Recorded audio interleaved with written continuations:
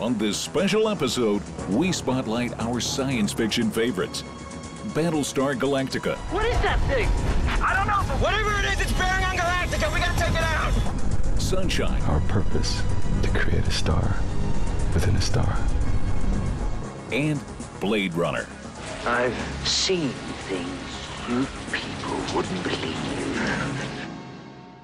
Hi, I'm Brenna. I'm Kevin. And I'm Salim, and we're here to talk about our favorite sci-fi movies. Kevin, why don't you start us off? Well, mine is not a movie. Ooh. It is a TV series, the reboot of 1978 series of the same name, Battlestar Galactica. So the series is about the remnants of humanity trying to find this mythical place they've heard of called Earth and trying to escape from these Cylons that they've actually created that used to be robots, and now they look like people, and they're trying to kill them all before they get to Earth and can reestablish the human race. So, of course, the 1978 version was kind of cheesy, but it was a big deal at the time. It was really expensive to make. It was produced because of Star Wars, and they wanted to do a big sci-fi serial. Turbos full forward thrust now. Right here, you creeps. They rebooted it, but what the interesting thing that they did was they made it really gritty. They changed one of the main characters of Starbuck, who's the cigar-chomping ladies' man, and made it into a woman. And everybody was like, no, you can't make Starbuck a woman. Became everybody's favorite character because she was so freaking awesome. She is. Or frackin' awesome. Because they got away with swearing in the show by saying frackin' instead. They're through the fourth firewall. One left till they've access to our mainframe.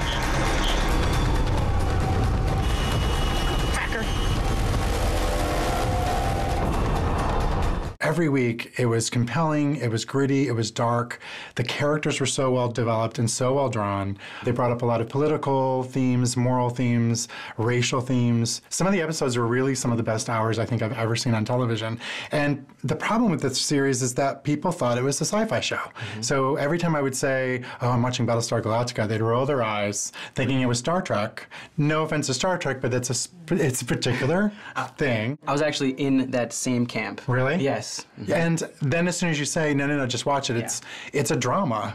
And they watch it, people got addicted. I think every time I would hand it to people, they'd blow through the whole thing. I'm a bit jealous that you got to experience it through the weekly cycle because I got to experience it with all at once and then no sleep. And Right. So different experiences, but it's still just an awesome experience all around. Starbuck? Put it down, for God's sakes. What do you want from me, Hilo? She's a Cylon. You've been had. We've been had. So you heard my choice. Salim, what's yours? My choice is Blade Runner, my favorite sci-fi movie of all time, probably one of the first that I ever saw. It's based off of a book by Philip K. Dick called Do Androids Dream of Electric Sheep? And it's a little bit different from the novel. A Blade Runner is a specialized cop who hunts down replicants, which are humanoid robots that are on Earth, but they're not supposed to be on Earth. They're only used for off-world colonization.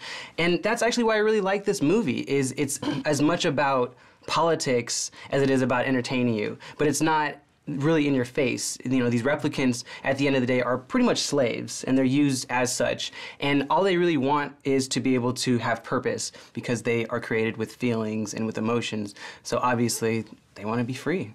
And then we have Rick Deckard, who is our lead. He's the Blade Runner who is hunting after these three. And it's great because he plays this burned out cop who's kind of tired of being a Blade Runner, you know, a typical trope that we've seen before, but it works because there's a mystery to him.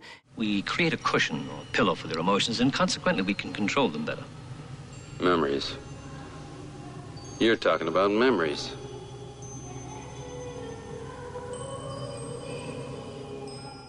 Rick Deckard could possibly be a replicant, could possibly not be a replicant. And I like that idea because it goes even more so into this idea that this is a New Age slave narrative. Also with this film is that people know it because of how visually striking it is and how important it is to other sci-fi movies that have done dystopian futures. Something like The Fifth Element or Total Recall. They all use this ideal of this future with these high skyscrapers and flying cars. And also, beyond that, it has this noir aesthetic. You've got a little boy. He shows you his butterfly collection, plus the killing jar. I take him to the doctor. You guys chose your fancy sabotaging robots, and I chose a bunch of humans on a ship. I chose Sunshine, Danny Boyle Sunshine, which is one of my favorite sci-fi films, one of my favorite films of all time. It's about this crew of humans who are going on a mission to reignite the sun 50 years in the future.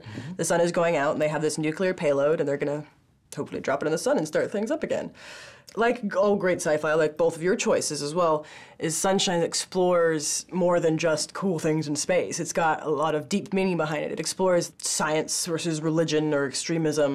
And it also goes into exploring what might happen with the psychological aspects of extended space travel, which is really quite fascinating to see it. But everything else is just so awesome. The performances are all powerful, particularly from a lot of people who we hadn't at the time quite known. We had young pre-Captain America Chris Evans, we had Rose Byrne, we had Michelle Yeoh, and then we had Cillian Murphy, who plays Kappa, the guy who's in charge of the payload, of the bomb. So there's mathematicians, there's people in charge of oxygen and food, and he's the one who's in charge of the bomb. And of course, as time goes by, people start getting killed off one by one, and eventually he's left with that final choice. He's one man, and he can make the choice to save all of humanity, or not. There's not going to be another payload.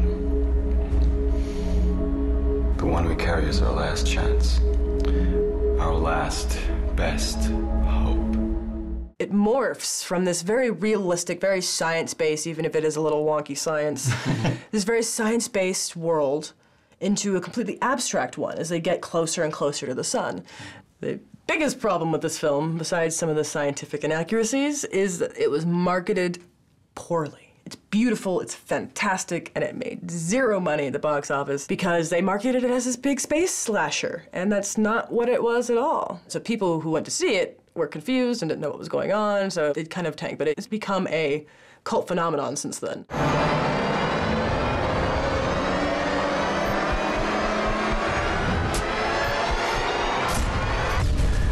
Battlestar Galactica, I think, even if you don't like sci-fi, people will really love this show, so check it out. It's Danny Boyle, and it's Cillian Murphy. It's all that I need, and it's all that you will need as soon as you watch this movie.